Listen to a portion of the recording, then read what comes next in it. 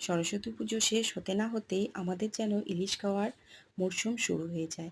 তাই আমি আজকে খুবই সিম্পল একটা ইলিশের রেসিপি শেয়ার করলাম। ইলিশ বেগুন রেসিপি।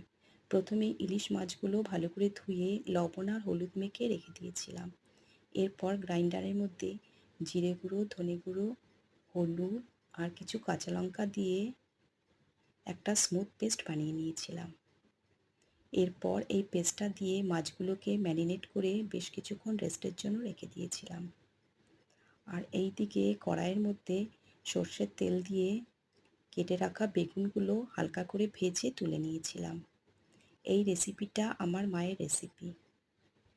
এটা সিম্পলের মধ্যে খুবই অসাধারণ একটা রেসিপি।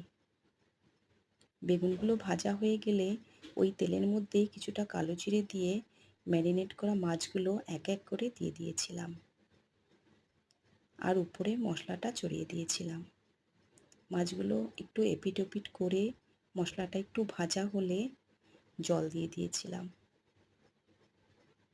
স্বাদের জন্য দুটো কাঁচা লঙ্কা দিয়ে 5 মিনিটের জন্য ঢেকে দিয়েছিলাম। ঢাকনাটা খুলে স্বাদমতো লবণ দিয়ে দিয়েছিলাম। ঝোলটা একটু ফুটে এলে নামানোর আগে ভাজা বেগুনটা দিয়ে নামিয়ে নিয়েছিলাম। এটা সিম্পলের মধ্যে খুবই অসাধারণ একটা রেসিপি।